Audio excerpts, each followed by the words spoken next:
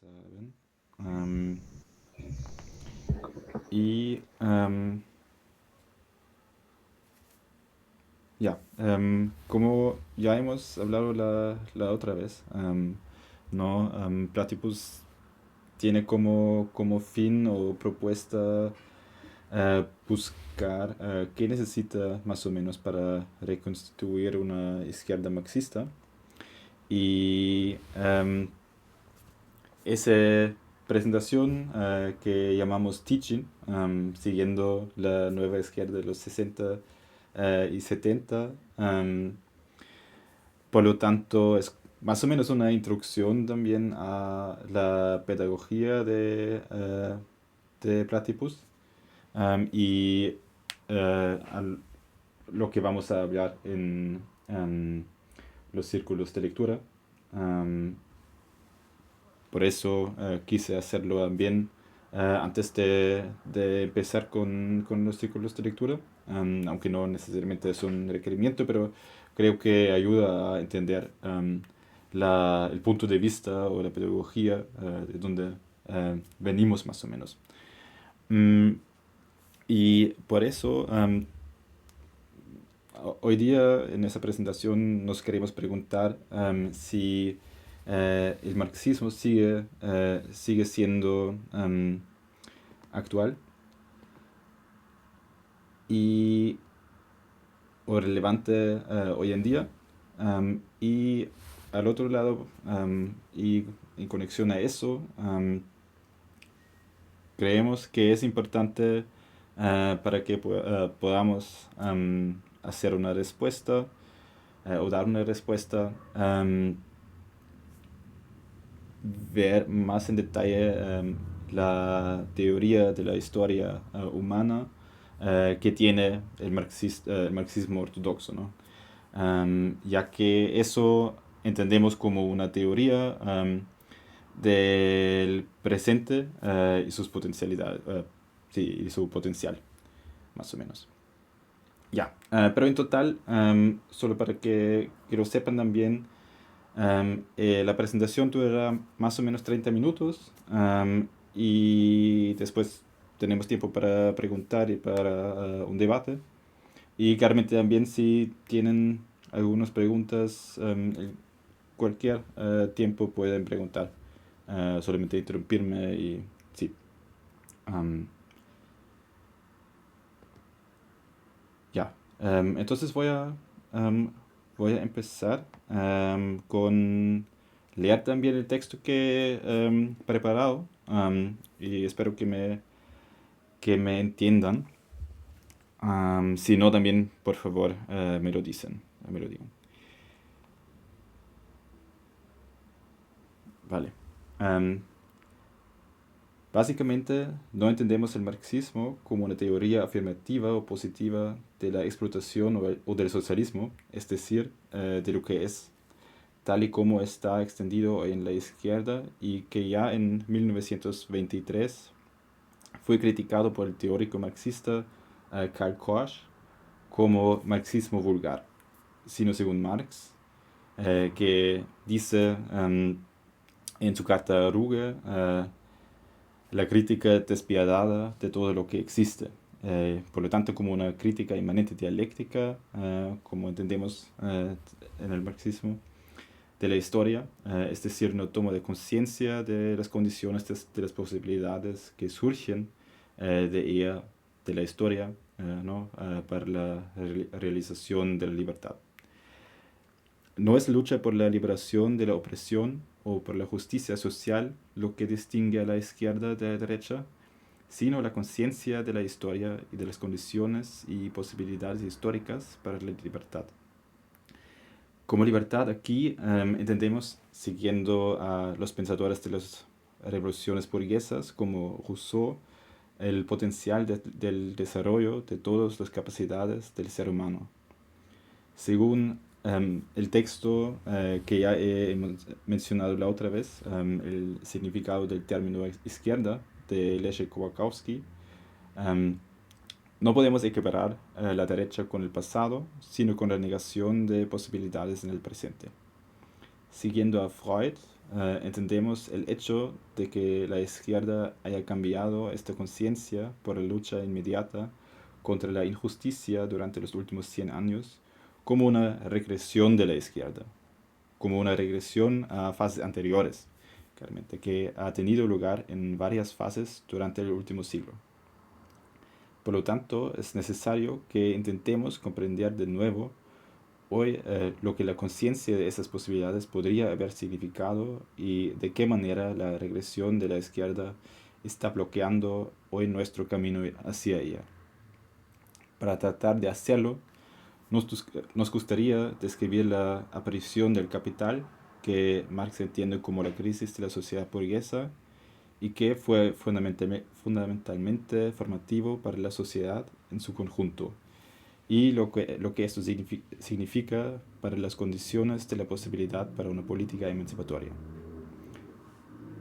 A modo de introducción a la presentación me gustaría por eso leer dos citas que nos guiarán a lo largo de la velada. Uh, y sí, voy a compartir esas citas para que también puedan leerlas. Después también tenemos dos diagramas que van a ayudar un poquito a ilustrar los conceptos sobre los que vamos a hablar. Pero voy a compartir los enlaces en el chat también. Vale, aquí son dos enlaces. Y trato también a compartir las citas, perdón, para que puedan leerlos directamente como quieren. Ya. Ahora, espero que puedan verlo, ¿no?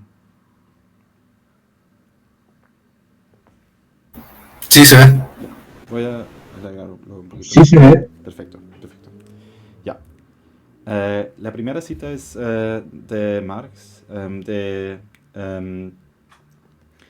su texto que se llama en alemán Grundrisse, o Borradores más o menos, o con su título completo, Elementos fundamentales para la crítica de la economía política, y no fue publicado, pero escrito en 1847-48 más o menos.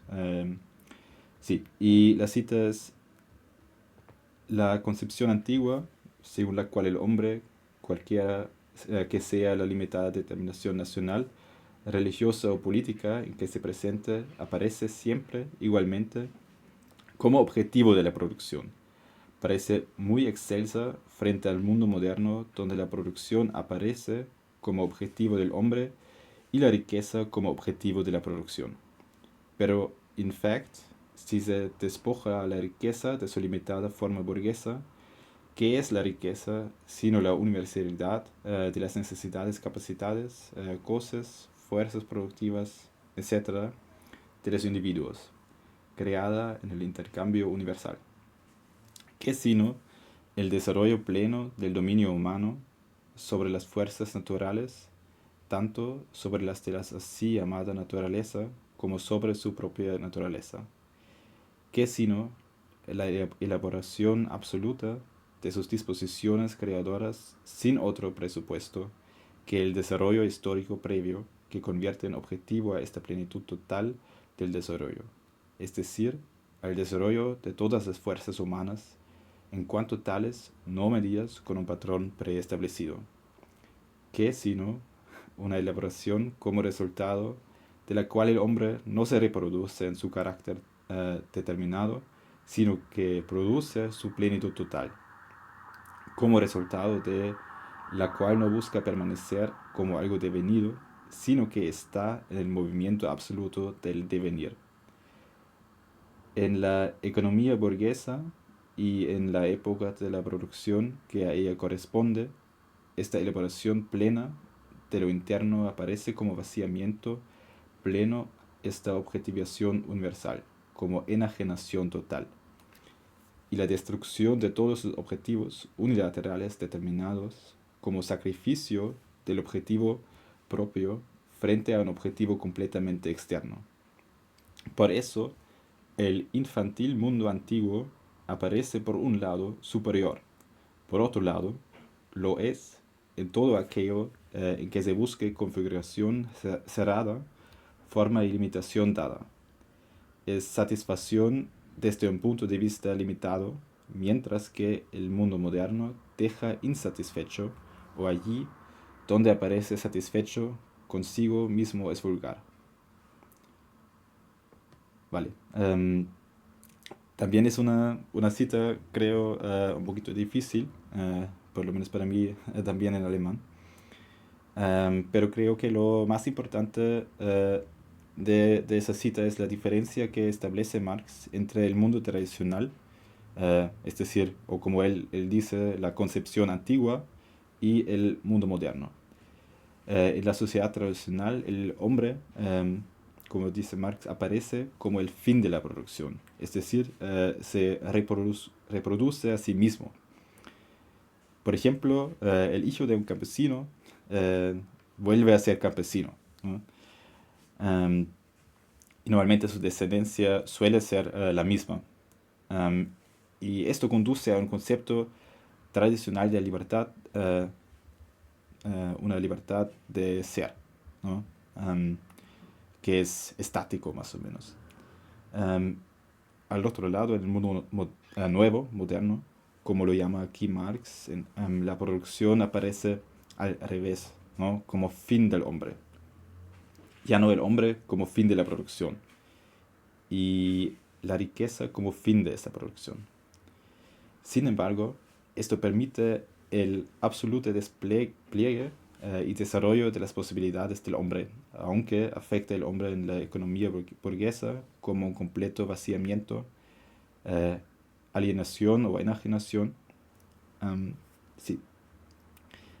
Y aquí el resultado es la libertad de devenir, que al mismo tiempo alberga el potencial de progreso, ¿no? Entonces, aunque tiene esa enajenación, esa forma de vaciamiento, alberga un potencial, que es la realización, perdón, del propio potencial.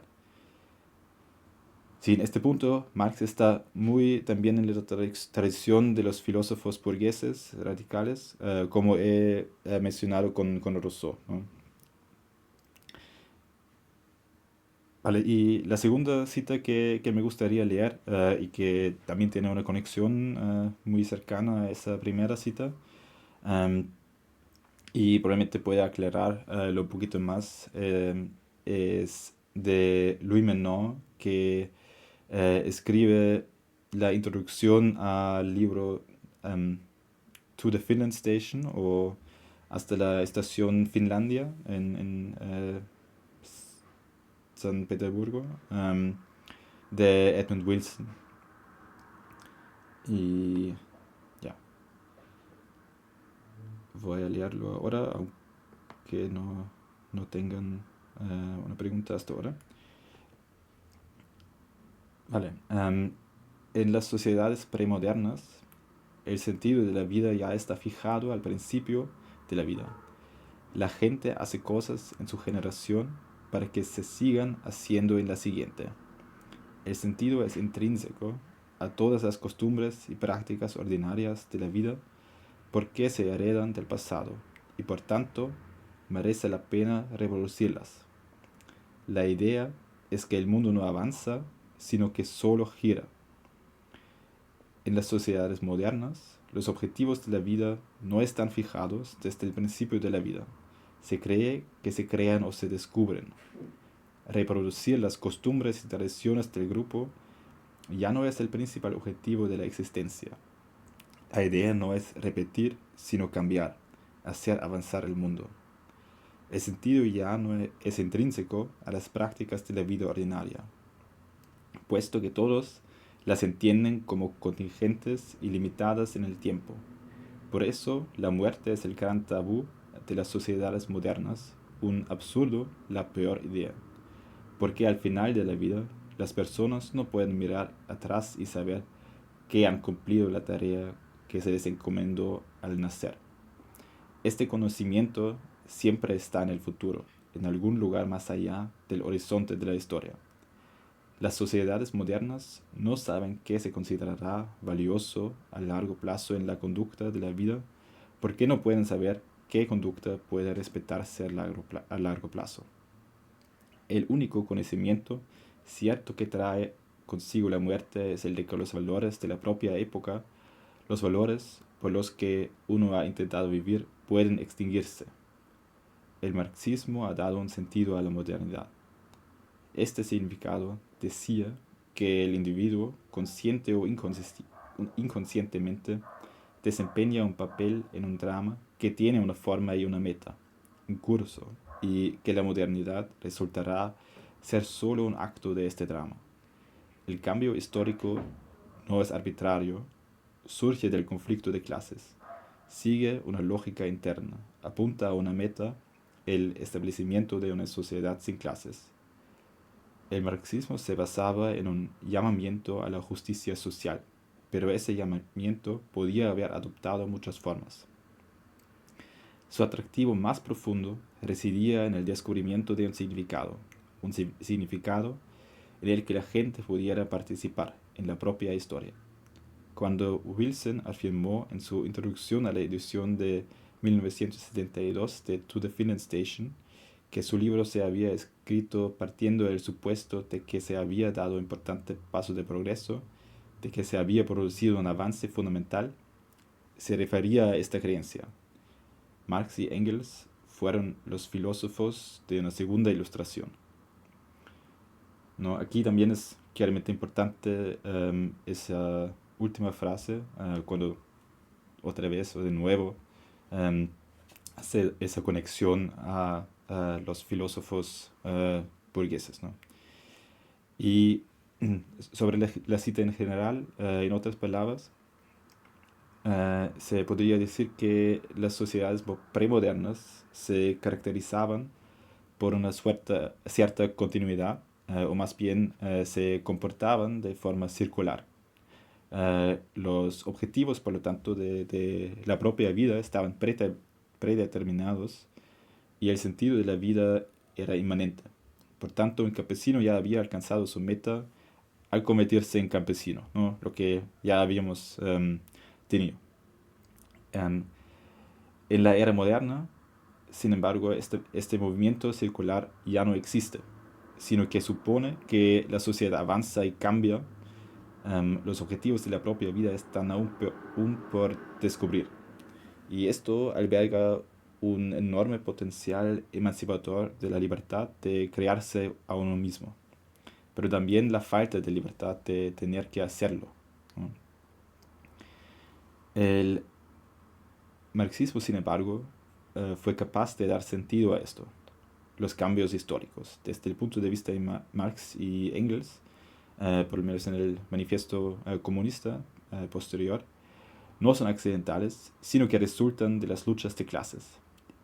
Y en última instancia apuntan hacia una meta, la de una sociedad sin clases. Esto claramente hace sentido, ¿no? Cuando Marx y Engels en el manifiesto comunista hablan sobre esa historia como historia de las luchas de clases, desde su punto de vista. No era siempre así, pero en el punto de vista de Marx y Engels era necesario que era así, ¿no? Y también, por otra parte, esto no significa que los cambios, tal y como los contemplamos hoy, fueran inevitables, pero exactamente no. Parecían inevitables cuando se enfrentaron a Marx y Engels. Pero ahora me gustaría detenerme en algunos conceptos iniciales que también pueden ver en los diagramas que tengo que compartir. A ver.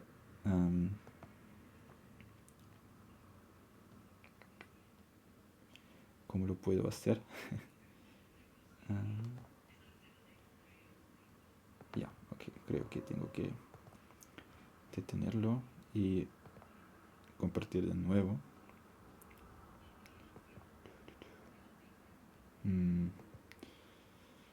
Vale, no lo veo. ¿Cómo lo puedo hacer? Pero también voy a... Ah, ya, claro. Los enlaces que ya he compartido aquí son los enlaces de esos diagramas. Entonces pueden abrir los enlaces y yo voy a compartirlo también de aquí. Eso debería funcionar. Exacto, eso es lo primero. Y el segundo viene.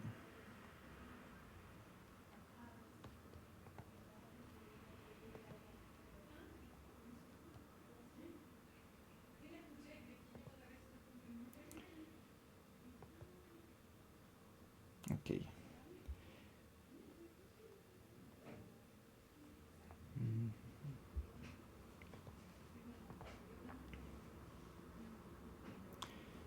Ok, ahora lo pueden ver. Dice, es inglés o Sí, los diagramas son en inglés, lamentablemente. se ve. Pero lo pueden ver. Ya, vale.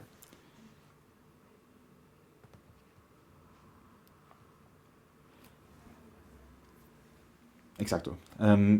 Ya teníamos lo que he dicho, la libertad de ser, o aquí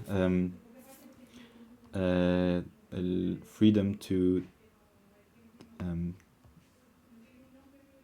to be, o what is, state of being, y la libertad de venir, que aquí es el process of becoming o what ought to be, lo que debería ser, más o menos. Que existe en la modernidad. Y cuando tratamos a traducirlo a términos de la filosofía idealista alemana,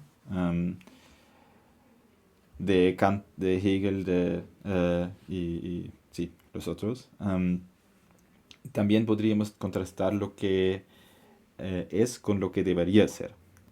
O sí, eso es lo que he dicho, ¿no? De, del what is con lo que what ought to be. Y lo que debe o lo que debería ser muestra ese potencial, esa posibilidad de lo que puede desarrollarse. Eso solamente también porque es importante, creo, entender los términos que también después usa Marx o usa también el marxismo, ¿no? Porque se refiere muchas veces a, a ese origen. Y para añadir a esos términos, también los términos de Hegel, sería posible utilizar naturaleza o nature y espíritu, spirit. Um, entonces la naturaleza es el mundo tal como es, ¿no? Tal como nos conforma a contraposición al espíritu, es decir, las posibilidades de realizar otra vez, ¿no? Aquí hay esos paralelos. Y vale, a propósito de los términos mencionados y en relación con ellos, me gustaría en continuación ofrecer ahora un breve esbozo esquemático de la historia de la humanidad y el desarrollo de las posibilidades desde un punto de vista marxista, que espero contribuya una vez más a mostrar el significado de las citas para nosotros hoy. ¿Ya? Y por eso no vamos a usarlo todos esos tiempos o todo el tiempo, pero voy a cambiar al otro diagrama. Aunque siempre pueden usar esos diagramas y sí, hablamos también sobre los conceptos que están aquí después, yo diría, en la discusión.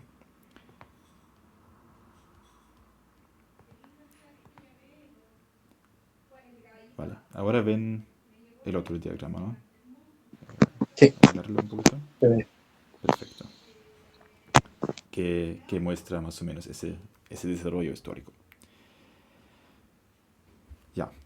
Em, Tras el desarrollo de la humanidad hace 300.000 años, la gente vivió de forma nómada como cazadores-recolectores durante varios cientos de milenios. Mucho de lo que voy a decir no es nuevo, ¿no?, para usted, pero creo que es importante ponerlo en contexto también para, no sé, que podamos entender a lo que va. No fue hasta unos 12.000 años, es decir, 10 años antes de Cristo, cuando se produjo la llamada revolución neolítica, es decir, la gente empezó a asentarse y a hacerse sedentaria, cultivando la tierra y practicando la agricultura. Los cazadores y recolectores se convirtieron en agricultores. Más tarde surgieron los primeros asentamientos, y ciudades. Este desarrollo de la sedentarización también puede describirse como una crisis de la humanidad, que también aquí es la primera crisis que vemos abajo de esa primera época en el diagrama. Y la importancia de esa crisis para la historia de la humanidad no puede, creo, subestimarse, ya que tuvo una influencia fundamental en todas las relaciones en las que las personas se encontraban. Aunque era, o por lo tanto era la primera crisis que cambió, no sé, todo tipo de vivir junto. Al mismo tiempo, en la sociedad tradicional emergente se desarrolló una nueva forma de gobierno social como sociedad de castas. Eso claramente no pasó, no sé, de un día al otro. Y aquí también no voy a hablar mucho sobre, no sé, la esclavitud en los tiempos romanos o antiguos, pero más sobre el desarrollo de la sociedad tradicional como, no sé, cristiana en Europa antes de 1500 o antes de 1492 más o menos, porque también por el marxismo era, no sé, el precursor más o menos de la sociedad burguesa que se desarrolló después. Pero en esa sociedad, ¿no?, en que se desarrollaron las castas, en inglés se diría sobre esas castas, those who pray, those who fight y those who work. Y eso porque, um, no sé, hace hincapié en those who work, por lo tanto, no sé, las personas que trabajan, ¿no? Pero esos eran, o las tres castas, o estamentos, eran el clero, la nobleza y todos los demás, ¿no?, que eran el tercer estamento. O artesanos, campesinos, comerciantes o también abogados, ¿no? Todos en ese estamento. Y la sociedad tradicional se desarrolla como cosmológica, o una sociedad cosmológica, es decir, como un cosmos unificado de cristianismo que se centra más o menos en la idea de la religión, y que atraviesa todos los ámbitos de la vida. Todo está orientado al cumplimiento de un orden divino. Lo que hoy entendemos como filosofía, arte o política, como ámbitos separados, solo puede entenderse como tales ámbitos separados a través de la desintegración de esta cosmología. Y en este sentido, las diferencias de estatus no se percibían como un problema, ¿no? Porque los clérigos no trabajan, sino que tienen el privilegio de rezar. La libertad de ser en el tiempo significa la libertad de ejercer el propio destino, es decir, que de ser campesino, ¿no? Lo que ya tuvimos como ejemplo.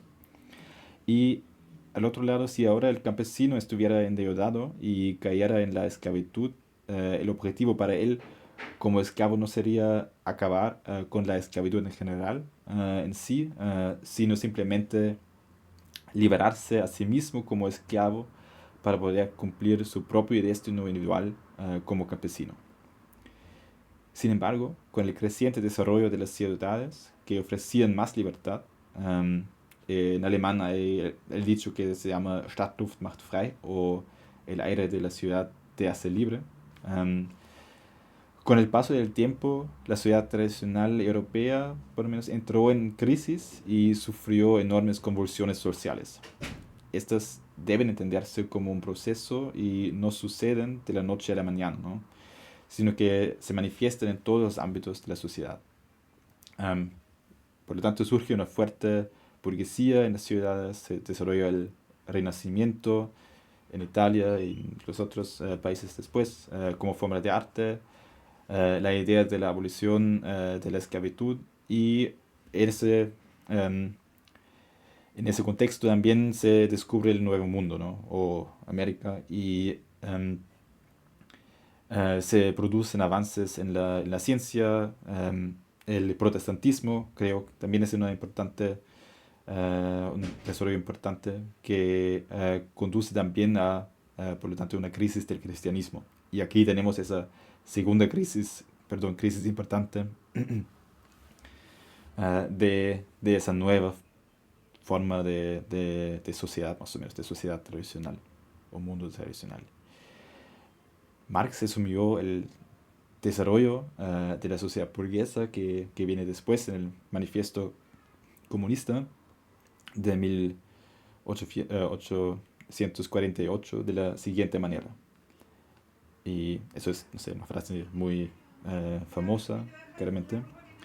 Las relaciones inconmovibles y mohosas del pasado, con todo su séquito de ideas y creencias viejas y venerables, se derrumban, y las nuevas envejecen antes de echar raíces.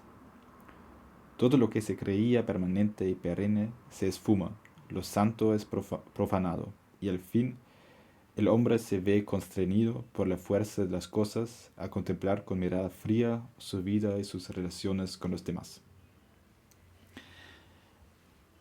Sí, aquí se desarrolla una crisis fundamental de la civilización, con la que las anteriores explicaciones religiosas del mundo se hicieron cada vez menos plausibles.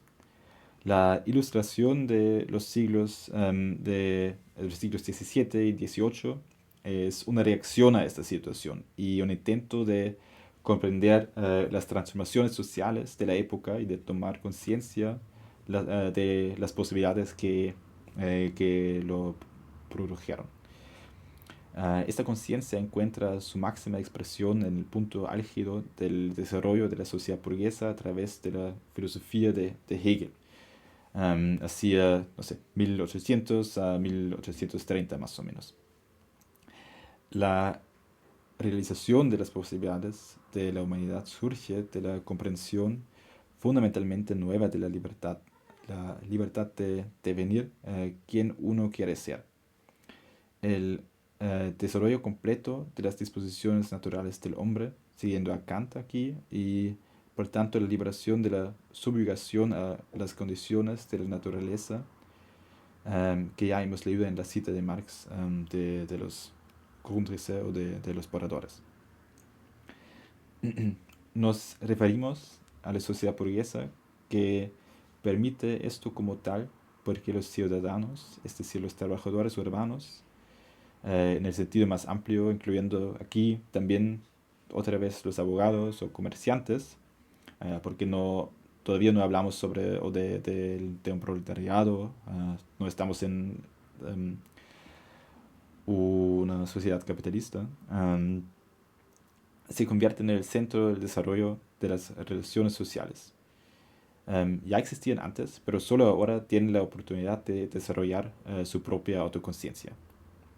La sociedad burguesa es, por tanto, la sociedad de los que trabajan, es decir, la sociedad del tercer estado, no de la nobleza que no tiene que trabajar debido a los privilegios que Dios le ha concedido. Esta sociedad se caracteriza por la búsqueda de la productividad y la eficiencia a través de la división del trabajo y la cooperación a la competencia con el fin de satisfacer las propias necesidades de los trabajadores. Eso también siguiendo a Adam Smith, ¿no? Que Marx va a usar como base muy importante para su libro Capital o su teoría de la economía política, la crítica de la economía política que hace. Y esto también muestra claramente la transición que Marx caracteriza como no trabajar para vivir, sino vivir para trabajar, que tuvimos en la primera cita, ¿no? En este punto, la división social del trabajo significa la libertad de elegir la cooperación y el intercambio con otros, y por tanto, también el desarrollo de la relación de intercambio y de la mercancía como forma de mediación social. Solo porque las monarquías absolutas se convierten en un obstáculo para estos desarrollos, se producen las revoluciones políticas. Por ejemplo, la revuelta del Tercer Estado, ¿no? en Francia, hacia finales del siglo XVIII, con, ¿no? Como he dicho, las revoluciones en Francia de 1789 y americana, o en los Estados Unidos de 1776, solamente después de la revolución social ya descrita, ¿no? Aquí hay una diferencia temporal entre la revolución social y la revolución política que viene después. Las revoluciones burguesas no acaban, sin embargo, con la sociedad tradicional, sino que se producen sobre, como he dicho, la base de la sociedad burguesa para liberarla de los obstáculos que se oponen a la realización de la libertad. Con la revolución industrial, a partir de mediados del siglo XIX, la sociedad burguesa entra en crisis. Marx describe esto, la sociedad burguesa en crisis, como capital, ¿no? También su término capital tiene ese significado. Las propias exigencias y promesas de la sociedad burguesa ya no pueden realizarse en este momento. La creciente división del trabajo y la eficiencia de las máquinas conducen a un aumento de la productividad que, como dice Max Horkheimer, que es un importante miembro de la Escuela de Frankfurt, no hace superfluo el trabajo como se esperaba, sino a los trabajadores. Por lo tanto, la sociedad burguesa se vuelve autocontradictoria, más o menos. El resultado es el desempleo masivo y el empobrecimiento en lugar del pleno empleo y la prosperidad, que eran, no sé, claramente las promesas, ¿no? de la sociedad. Esto también describe la proletarización de los trabajadores. Es decir, los trabajadores pierden todos los bienes y por tanto sus derechos formales. Los trabajadores no solo producen mercancías, sino también la base de su propia explotación, la alienación. Marx describe el proceso en la cita de los oradores como la totalidad de la producción humana de la sociedad. Ninguna persona individual puede cambiar esto. Tanto los trabajadores como los capitalistas están bajo la misma regla social sin sujeto, que no es una regla de la burguesía, sino del capital, aunque los intereses de los capitalistas claramente puedan coincidir con las condiciones sociales. El capitalismo es, por tanto, el dominio de la sociedad sobre sí misma o el dominio del capital sobre la sociedad. Al mismo tiempo, sin embargo, el capital se convierte en el origen de una historia mundial posible, o crea también, ¿no?, la nueva posibilidad de ir más allá de la sociedad burguesa. El desarrollo completo del capitalismo significaría aquí la abolición de la sociedad burguesa o la realización de su potencial. La cesantía masiva muestra el potencial del trabajo para convertirse en superfluo. La alienación, perdón, la alienación, ya, voy a decir la enajenación de una forma racional de la sociedad, etcétera. En sus reflexiones después de las luchas de clase en Francia entre 1848 y 1852, Marx reconoce que la sociedad burguesa en crisis no puede mantenerse ni avanzar a sí misma. Por lo tanto, el Estado se pone por encima de la sociedad y se desarrolla un sistema de administración autoritaria de la sociedad llamada bonapartismo por el emperador francés Louis Bonaparte. Y Marx escribe aquí su obra, en inglés es The 18th Premier of Louis Bonaparte. Creo que sería, no sé, similar en español. Al mismo tiempo, Marx reconoce lo que él considera como su mayor contribución a su teoría, ¿no? Del socialismo, en la carta a Weidemeier, que es la necesidad de la dictadura del proletariado como forma de administración de esa contradicción fundamental de la sociedad. Marx y Engels son, como escribe Menard, filósofos de una segunda ilustración, ¿no?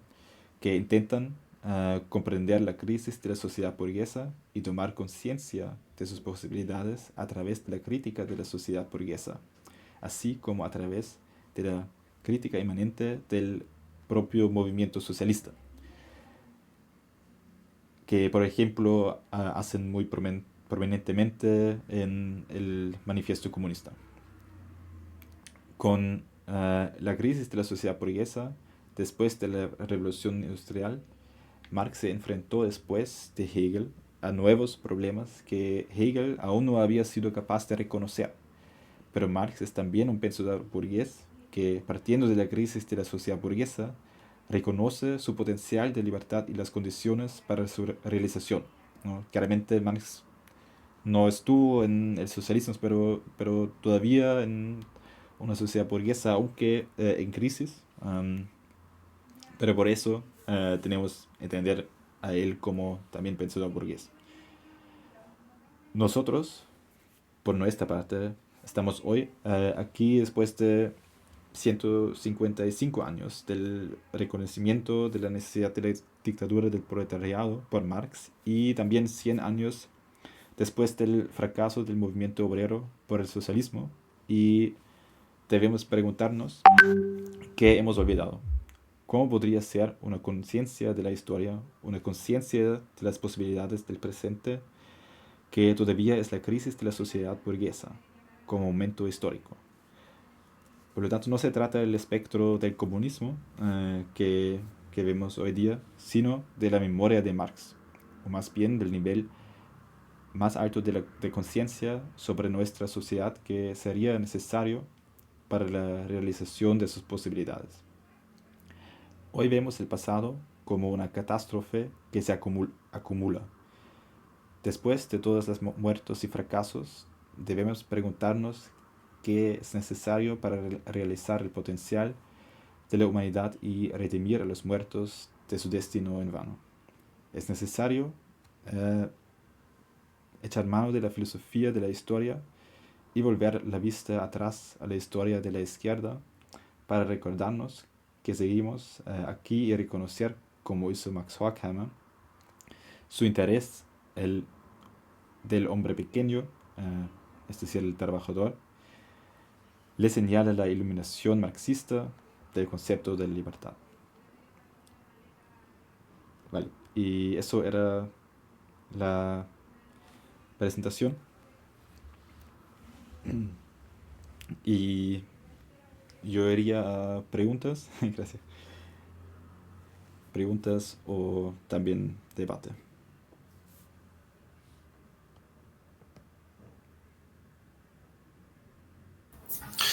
Está buena. Está buena, me gusta porque tiene hartos elementos que permiten situar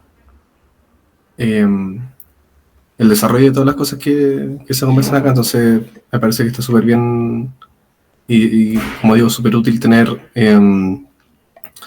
estos esquemas que tú hiciste, Tobias, Ujú. para poder entender un poco cómo han sido los cambios. Y que son cambios estructurales, ¿no? Como cambios Sí, históricos, lentos, progresivos. Um, y nada, yo te lo agradezco mucho. gracias.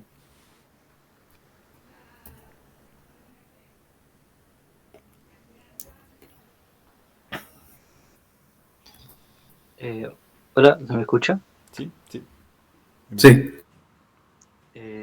Sí, estaba, bueno, súper interesante y lo mismo que Juaco, igual sirve harto como este esquema para poder entender, situar un poco lo que estamos como estudiando. Ujú.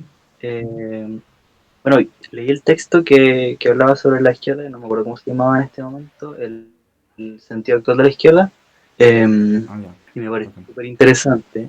Igual lo relaciona mucho con lo último que se habló, como con esta época de la revolución industrial, del surgimiento de los textos de Marx y Engels.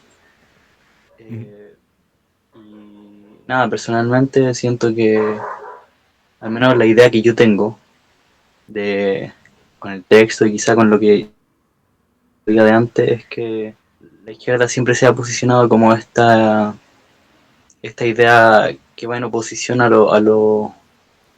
como a lo estipulado, pues, como en este sentido como a lo dominante. Y creo que respecto a la pregunta que tú hiciste, eso de como que qué es lo que se perdió, o como que qué es lo que ya no se ve en la izquierda actual. Ujú. Eh, Igual es una pregunta como súper complicada, pero yo pienso que, Claro. por ejemplo, aquí en Chile, en la izquierda actual, a mí me pasa que yo siento, o puedo notar que no sé si veo esto que habla el texto tanto, como esta idea de la utopía, como de ir como a lo contrario de lo dominante o lo revolucionario, como que me cuesta ver lo revolucionario en la izquierda actual, o en la izquierda como en la política, porque igual hay partidos que se pueden considerar más revolucionarios que otros. Ujú. Y siento que eso también lo aborda el texto harto, como que la izquierda cae harto en como hacerse daño a sí misma. Eso, Sí. y siento que en Chile se ve harto eso, como, es como algo que al menos siempre escucho, como la izquierda, o de nuevo se fragmentó la izquierda, como que es bien común, no sé. Sí, sí, exacto. Yo creo que también que am, para entenderlo o por qué lo pasa, ¿no? Que pasa también en la izquierda hoy en día, que se fragmenta y que hay, no sé, también, no sé, contradicciones, debates que parecen muchas veces muy, no sé, extrañas. Creo que es importante también entender la historia de la izquierda o de la izquierda marxista. Claramente también después de lo que, o del siglo XVIII o en el siglo XIX y especialmente en el siglo XX, um, sobre lo que no pudimos hablar hoy, pero que eran importantes en su tiempo y que tenían una, um, no sé, su raíz en una contradicción, en un debate como resultado o efecto más o menos um, del fracaso histórico en algún tiempo y que todavía siguen ser usadas más o menos por la izquierda hoy en día. Um, por ejemplo, si pensamos en la izquierda trotskista, um, ellos trataron después del fracaso de la Revolución Revolución Rusa, perdón, em, mantenerse, ¿no? Y crear una cuarta internacional como de nuevo fundamento para el movimiento obrero. Pero también eso, em, por lo menos después de que Trotsky se murió, fracasó y no tenían la posibilidad de hacer sentido, de entender lo que pasa a nivel mundial después de la Segunda Guerra Mundial, después de las revoluciones no sé, entre comillas, puede ser en China o en Vietnam o en Cuba, o después mm, del rol que hubo o perdón, que tuvo la URSS en la Segunda Guerra Mundial. Y eso produjo, no sé, diferentes estrategias, teorías, em, eh, cómo entender esa situación más o menos. Y em, de esa época, por ejemplo, ¿no? Provienen muchas no sé, una importante parte de la fragmentación que vemos hoy en día. Pero eso claramente ya era parte o resultado del fracaso en la Revolución Rusa, o que también tuvo como resultado no necesariamente al inicio, pero con los años, que era necesario que se fundaba una nueva internacional, ¿no? La Cuarta Internacional de los Trotskistas, ¿no? Por ejemplo, ¿no? No sé si eso es una buena respuesta a tu comentario, pero creo que es importante, no sé, buscar las orígenes también en la historia de la izquierda. Eso es lo que quise decir más o menos. Am, Aunque mm, no es posible decir, ok, encontramos el origen y todo es solucionado, ¿no? Hay una cierta forma de necesidad de esa fragmentación porque no existe hoy en día un movimiento de obreros socialista, y por lo tanto no existe una unidad de teoría y práctica que podríamos alcanzar. Y eso más o menos, pero creo que por lo tanto es necesario también entender por qué esas partes de la izquierda hoy en día lo hacen, o por qué lo hacen, qué hacen, porque tienen su teoría específica, y porque parece por lo menos que hace sentido para ellos, ¿no? Hoy día. Ya, Muchas gracias, Tobias. sí. De nada, no sé si ayudó, pero sí.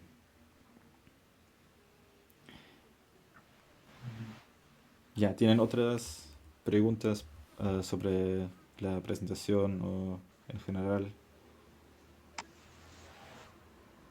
No, yo no tengo preguntas.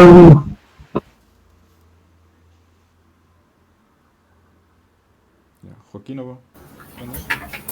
Mm, sí, eso, lo último que pensaba algo respecto a lo que comentó Brando, Ujú. en esta pregunta por qué actualmente la izquierda está fragmentada, pero pensaba que igual eh, quizás es algo esperable de una posición que busca cambios, porque creo que posicionarse como en tener una posición más de derecha o quizás más conservadorista, puede resultar mucho más cómodo y yo pienso que eso quizás o habilita más a la unidad porque es ponerse de acuerdo para elegir mantener algo y es como eso. Entonces, como hay esta otra oposición que busca cambiar cosas, es más difícil ponerse de acuerdo. Entonces aparecen muchas posibilidades, muchos caminos y pienso que quizás por ahí va un poco como este fenómeno que ocurre, ¿no? Como de por qué tantas divisiones y quizás el desafío va como por ese lado. No estoy seguro si te entendí. O, no sé, puedes reformularlo. Claro, pensaba que, tranqui, lo que, ya de manera resumida, pensaba que en la pregunta de por qué la izquierda está tan fragmentada, y lo estaba atribuyendo un poco quizás a esto de es más fácil, eh, no, perdón, es más difícil poder unificar algo cuando los caminos posibles son muchos. Eso es como la esencial. Sí, sí, claro, entiendo. Sí, aunque también diría que,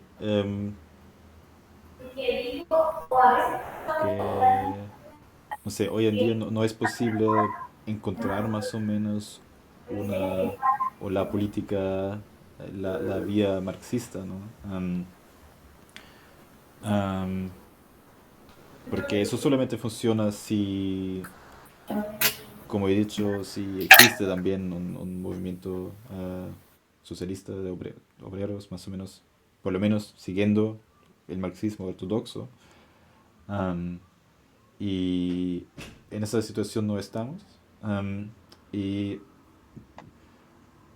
probablemente a lo que también quiere ir o quise ir con la presentación es la pregunta que tuve al inicio, ¿no?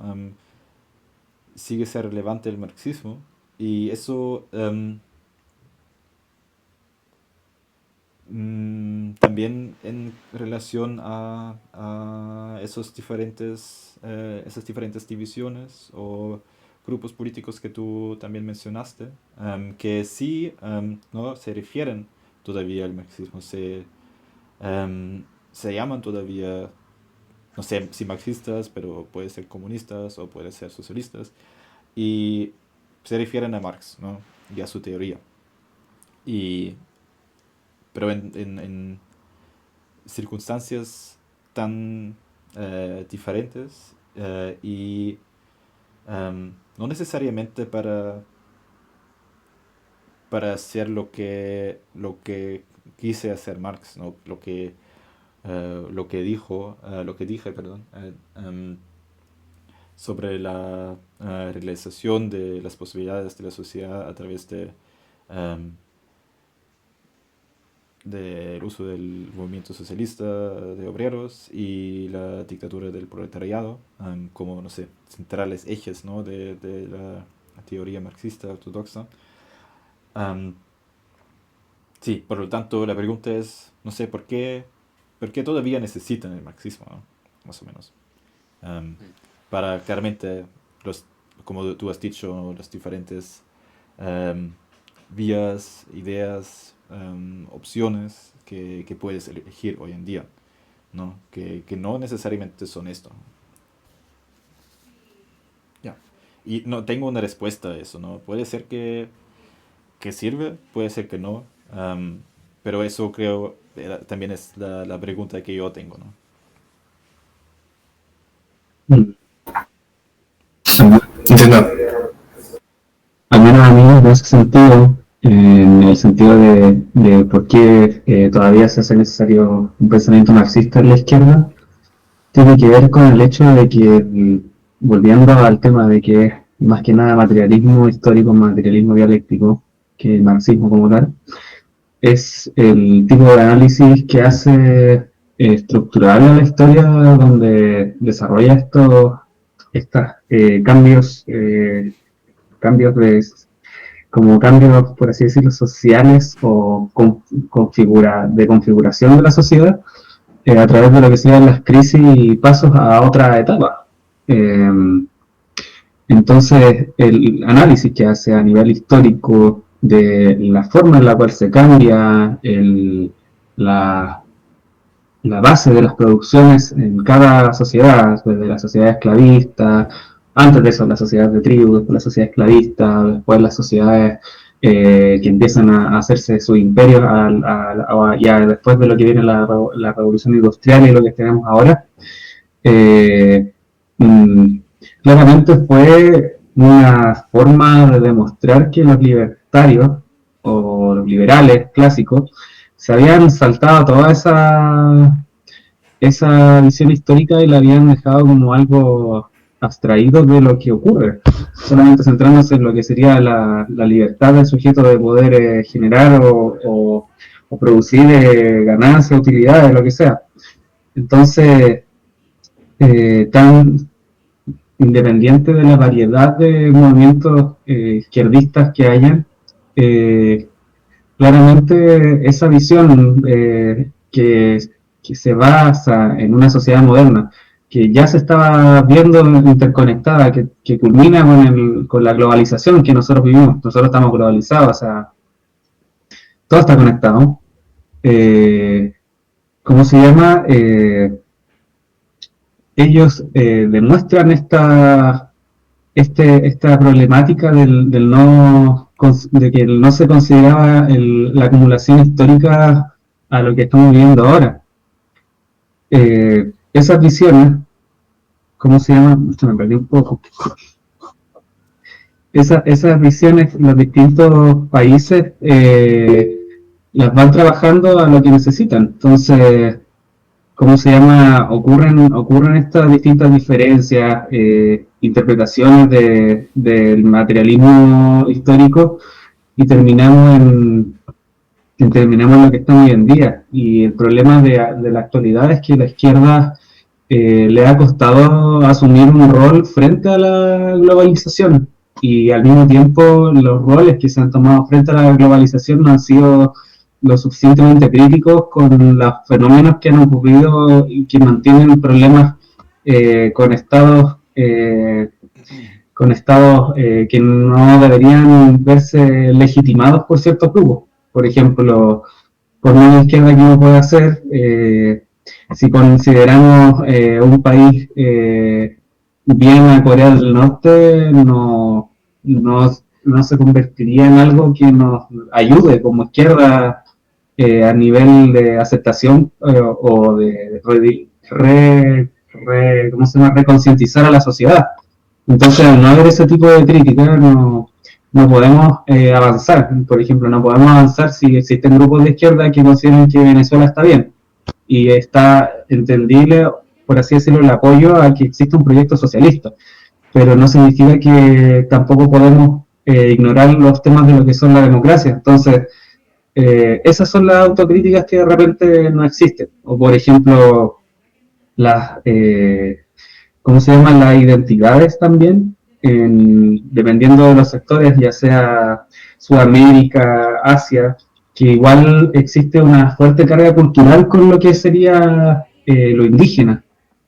En tiempos anteriores, en los tiempos de la revolución industrial, en los tiempos de las colonias, en los tiempos de todos estos cambios, las identidades buscaron la vía de la modernización y de la Estado-nación, independiente de si son de izquierda o derecha. La URSS era la URSS, no eran los indígenas de Asia, esos países, esos lugares perdidos, como no sé, como bien escondidos, como en Asia. No, ellos eran soviéticos, no eran vistos tampoco como los indígenas o los habitantes de allá. Lo mismo pasa cuando es la Revolución Mexicana. La Revolución Mexicana tiene un aspecto indígena que igual se veía enfrentado a las ideas marxistas. Entonces, ocurren esos choques que actualmente dan estas vías alternativas pero al mismo tiempo los errores que hay a veces como que no se logran procesar en esta época globalizada. Entonces la globalización al final, ¿en qué ayuda? En que existen las identidades. De hecho hay un texto de Platypus que hablaba sobre las identidades y de la izquierda progresista. Ayuda el tema de las identidades, pero por otro lado cuesta que reivindique como la lucha social de una izquierda fuerte. Bueno, eso. Sí, bueno, primero asentir con lo que has dicho sobre, no sé, por ejemplo, Venezuela o Corea del Norte, aunque claramente son ejemplos eh, Malos ejemplos. no malos ejemplos, pero O sea, ejemplos... ejemplos de cosas malas, claro. no, lo que quise decir es que son ejemplos muy... ay, muy extremos, sí, eso era la palabra, am, pero Igual hay más claramente, ejemplos extremos. sí, pero Tenemos claramente la, te- muestra, ¿no? Que el uso del marxismo, ¿no? Como teoría, o el misuso más o menos, el abuso del marxismo como teoría, como lo hacen, ¿no? También puede miseducar, deseducar, más o menos. También puede enseñarlo, no sé, cosas falsas y sobre el marxismo. Y eso es un problema muy grande que tenemos hoy día, que es, no sé, también un obstáculo, ¿no? A que lo queremos hacer. Y por lo tanto, creo que también es necesario para nosotros, como parte de lo que queremos hacer como Platypus, ¿no? Em, Aunque realmente no será posible hacerlo, no sé, eso a nivel nacional en Venezuela o Corea del Norte o algo así, pero creo que es necesario también, no sé, mostrar que eso no es lo que entendemos con marxismo, ¿no? Y al otro lado, lo que has dicho sobre los liberales, perdón, creo que aquí, o creo que tú te has referido a los liberales del siglo XIX también, ¿no? Era más al inicio de lo que has dicho. Creo que aquí es importante am, mm, perdón, dividir entre los liberales clásicos o el liberalismo, la filosofía liberal, más o menos, por ejemplo, ¿no? O de la revolución burguesa, o de Kant o Hegel, lo que he mencionado, que sí tenían, creo, una teoría um, que era, no sé, apropiada en su tiempo y que les permitió o permitió también la sociedad a progresar como sociedad o no, a realizar sus potenciales. Pero después de ese entrar en crisis de la sociedad burguesa, después de la revolución industrial, eso claramente ya no hace sentido, ¿no? Y solamente entonces la teoría marxista se pone necesario, ¿no? O se vuelve necesario. Antes de la revolución industrial, Marx podría, no sé, haber escrito lo mismo que Hegel, ¿no? Pero solamente después, sí, la teoría también entra en crisis. Y por lo tanto, claramente los liberales después de la revolución burguesa, después de la crisis de la sociedad burguesa, perdón, después de la revolución industrial, am, evocan más o menos algo que no está apropiado, ¿no? A la sociedad y a la realización de sus potenciales. Sí, y no sé, eso solamente como comentario también a lo que tú has dicho, Jorge, que sí, en general era interesante, no sé si em, quedó algo como una pregunta abierta. Y ya, hola Cristian, ya estamos en la discusión al final más o menos. Pero bueno que tú Sí, has... perdón, acabo de salir Ah, del doctor, perdón. todo bien, todo bien. Ya, pero ¿tienen otras preguntas? ¿Surgió algo más? Si no, les quiero también, o quiero también avisar de nuevo al coffee break que tenemos el domingo a las 5 en el Café Tren al Sur, ¿no? Vamos a hablar sobre eh, el imperialismo y sí, también vamos a cerrar o terminar en algunos minutos. Pero el domingo vamos a hablar sobre el imperialismo. He enviado el texto de la mesa de discusión de 2007 que vamos a sobre lo que vamos a hablar y sería genial si pueden leerlo anteriormente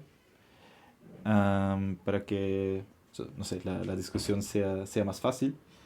Am, y además queremos empezar con nuestro círculo de lectura la próxima semana, el 18.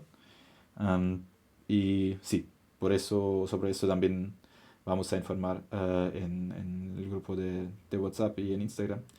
Y creo que tú, Brando, todavía no estás en el grupo de WhatsApp, ¿no? Sí, en el grupo de Platypus, el público Ah, estoy ya, yo. sí, sí, ok, vale, estás. Entonces solamente no sabía cuál era tu número, pero perfecto, perfecto. Ya, pero eso, em, entonces más que nada, si tampoco tienen preguntas sobre las próximas actividades, yo diría que estamos listos. Agradezco también que venían todas estas preguntas de discusión y ya, Jorge tiene su mano arriba. Sí, tenía preguntas respecto a la modalidad de la actividad del domingo, porque no sé el nivel de presencialidad que vaya a haber para ir al Tren del Sur, al Café Tren del Sur. Entonces pregunto si va a ser sí o sí en el Café Tren del Sur.